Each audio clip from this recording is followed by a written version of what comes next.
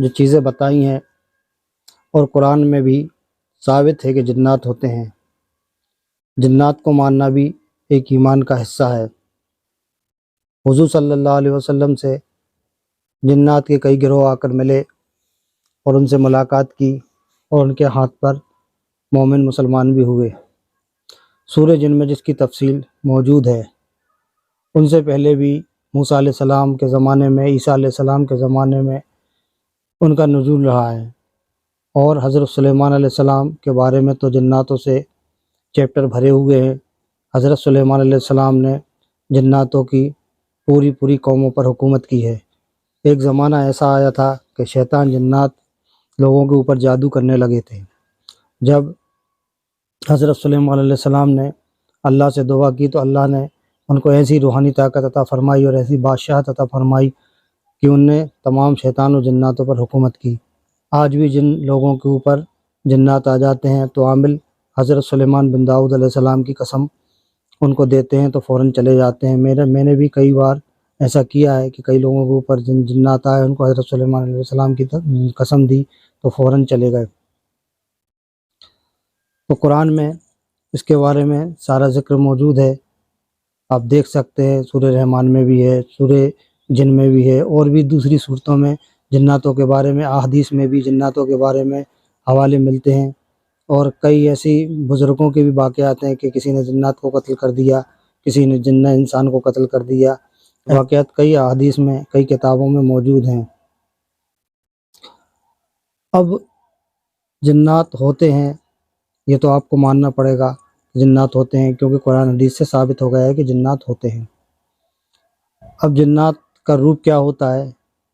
جنات کا کوئی روپ نہیں ہوتا ہے۔ جنات کو اللہ پاک نے آگ سے پیدا کیا ہے اور انسان کو مٹی سے پیدا کیا ہے۔ اس طرح سے جناتوں کی قومیں دنیا میں موجود ہیں، اور کئی جنات اچھے بھی ہوتے ہیں، کئی برے بھی ہوتے ہیں۔ جناتوں کے جو قبیلے ہیں 12 قبیلے ہیں۔ مین جو قبیلے ہیں 12 ہیں، ویسے تو بہت سے قبیلے اور چھوٹے چھوٹے ہیں، لیکن مین قبیلے 12 قبیلے ہوتے ہیں۔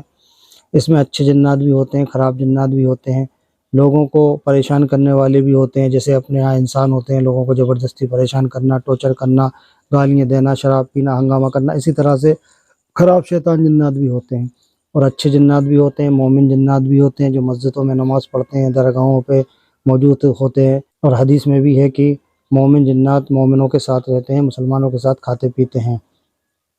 اسی طرح سے ہندو جنات بھی ہوتے ہیں، اور یہودی بھی ہوتے ہیں، عیسائی بھی ہوتے ہیں۔ زیادہ تر کالی ماتا کے جو جنات ہوتے ہیں وہ کالی لنگوٹ میں ہوتے ہیں، ہنومان جی کے جنات لال لنگوٹ میں ہوتے ہیں، بھیرو کے جنات ہوتے ہیں۔ سب طرح کے جنات ہوتے ہیں، اور سب طرح کے دیوی دیوتاؤں کو وہ مانتے ہیں۔ اور مسلمان جنات جو ایمان والے ہوتے ہیں وہ مسلمانوں کی مدد بھی کرتے ہیں۔ جو مسلمان واقعی میں پریشان ہوتا ہے تو اس کو راستہ بھی دکھاتے ہیں، مدد بھی کرتے ہیں۔ ایک کتاب میں نے پڑھا تھا کہ ایک ریگستان میں ایک سانپ کا بچہ پانی سے تڑپ رہا تھا گرمی سے، تو کسی بزرگ نے اس کے اوپر پانی ڈال دیا۔ جب پانی ڈال دیا، وہ بزرگ آگے چلے تو راستہ بھول گئے، تو ان کو گیپ سے آواز آئی کہ راستہ یہاں سے ہے، اب یہاں سے نکل جاؤ۔ تو جب انہوں نے پوچھا کہ آپ کون ہیں، تو انہوں نے بتایا کہ جیسے سانپ کے بچے کے اوپر آپ نے پانی ڈالا تھا، وہ ہمارا بچہ تھا، ہم جنات میں سے ہیں، آپ نے ہماری مدد کی تھی اس لیے ہم آپ کی مدد کر رہے ہیں۔ تو ایسے واقعات بھرے ہوئے ہیں لوگوں کے سامنے، ایسے واقعات ہوتے رہتے ہیں، آتے رہتے ہیں، سننے میں ملتے ہیں۔ تو مسلمان جنات جو ہوتے ہیں وہ مسلمانوں کی مدد کرتے ہیں۔ جب ہم کہیں جناتوں کو پریشان کرتے ہیں، کہیں گندگی کر رہے ہیں، کہیں پیشاب کر رہے ہیں، یا کوڑا کچرا پھینک رہے ہیں ڈائریکٹ، یا گندگی گھر میں موجود رکھے ہیں، گندے کپڑے رکھے ہوئے ہیں، یا مسجد کے پاس رہتے ہیں اور گندگی کرتے ہیں، مزار کے پاس رہتے ہیں تو گندگی کرتے ہیں، لوگ کہتے ہیں مسجد کے پاس رہنے والے پریشان رہتے ہیں، مزار کے پاس رہنے والے پریشان رہتے ہیں۔ ایسا نہیں رہتا، یہ ہماری خود کی غلطیاں ہوتی ہیں جس کی وجہ سے ہم پریشان ہوتے ہیں۔ جنات جو ہوتے ہیں، پاک جنات، وہ کبھی کسی کو پریشان نہیں کرتے، اور ناپاک جنات، شیطان جنات کا کام ہی پریشان کرنے کا ہے۔ حضور صلی اللہ علیہ وسلم کے ایک صحابی کا قصہ ہے کہ ایک گھر میں چوری ہو جایا کرتی تھی۔ آپ نے جا کے حضور صلی اللہ علیہ وسلم سے کہا، پھر آپ نے کہا کہ آپ آیت الکرسی پڑھو۔ جب آیت الکرسی پڑھی تو وہ چوری ہونا بند ہو گئی۔ تو جنات کے ایسے کئی معاملے سامنے آتے ہیں۔ باقی جناتوں کا کام، جو ناپاک جن ہیں، شیطان جن ہیں، ان کا کام انسانوں کو پریشان کرنا، انسانوں کو لڑوانا۔ سب سے زیادہ شیطان جو خوش ہوتا ہے انسانوں کو لڑوانے میں، میاں بیوی کو لڑوانے میں، بھائی بھائیوں کو لڑوانے میں خوش ہوتا ہے۔ اور شیطان جو ہے اس نے اللہ کو چیلنج کیا ہے کہ میں بہکاؤں گا آدم کی اولادوں کو، تو آج تک ہمیں بہکا رہا ہے، شراب میں، جناکاری میں، برے کاموں میں، لڑائی جھگڑے کروانے میں، فساد کروانے میں ہمارے دماغ کو کنٹرول کرتا ہے اور ہم سے یہ کام کرواتا ہے۔ لوگ اسی میں لگے رہتے ہیں، انہی برائیوں کے پیچھے پھرتے رہتے ہیں، یہی غلط کام کرتے رہتے ہیں، اینڈ ان کا نتیجہ موت ہوتا ہے، یا تو آتم ہتیا کرتے ہیں یا قرضے میں آ جاتے ہیں۔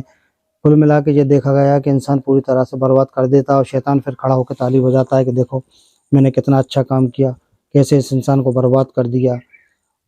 اب انسان کے اوپر جنات حملہ کیسے کرتے ہیں؟ انسان کے اوپر جنات حملہ کرنے کی جو وجہ ہے وہ یہ ہے کہ ایک تو شرارتوں میں لگاتے ہیں، گناہوں میں، جیسے میں نے بتایا ابھی، گناہوں میں، بدکاریوں میں، شراب میں، اس میں لگاتے ہیں۔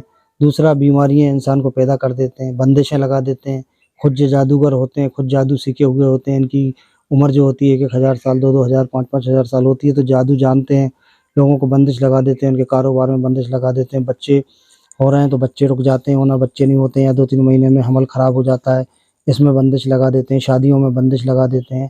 اور انسان سکون میں نہیں رہتا، جس انسان کو نیند نہیں آتی ہے، جو سکون میں نہیں ہے، یا کام میں جلد بازی کرتا ہے، یا ضد بڑھتی ہے کہ نہیں ہمیں تو یہ چاہیے، تو یہی چاہیے، یہ کریں گے تو یہ کریں گے، ان پہ جناتوں کے یہ اثر ہوتے ہیں۔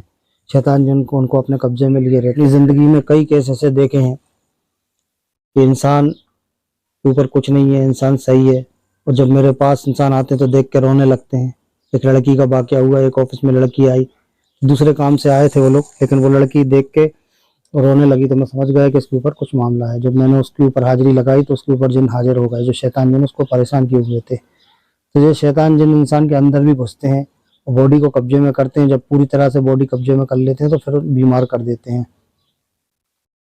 انسان کو ایسی بیماری ہو جاتی ہے جو لا علاج بیماری ہوتی ہے، یا ان کی جو رپورٹ ہوتی ہے نارمل ہوتی ہے، کچھ سمجھ میں نہیں آتا ہے کیا کرے۔ مطلب انسان کی زندگی ایسی ہو جاتی ہے کہ اس کو ایسا لگتا ہے میں پھانسی لگا لوں، چھت سے کود جاؤں، ایسے معاملات اس کے الجھ جاتے ہیں۔ دوسرے کو دیکھنے والے کو یہ لگتا ہے کہ یہ پاگل ہو گیا ہے، اور اس کو پتہ رہتا ہے کہ میرے ساتھ کچھ ہے، کچھ احساس ہوتا ہے، کوئی چیز کھڑی ہے، کوئی رات میں چیز دکھ رہی ہے، ندی نالی دکھنا خواب میں، ندی دکھنا، نالے دکھنا خواب میں، اپنے آپ کو اڑتے دیکھنا، قبرستان دیکھنا، کھنڈر دیکھنا، ویران دیکھنا، ایسی جگہ خواب میں دیکھنا جو چاروں طرف سے بند ہے، انسان نکل نہیں پا رہا ہے، یا ایسی میتیں دیکھنا کہ کسی کی میت ہو رہی ہے، گھر والوں کی میتیں ہو رہی ہیں، اپنے آپ کو پیڑ پہ سے گرتے دیکھنا، پہاڑوں پہ سے گرتے دیکھنا، بڑے بڑے سانپ دیکھنا، یہ علامت ہوتی ہے۔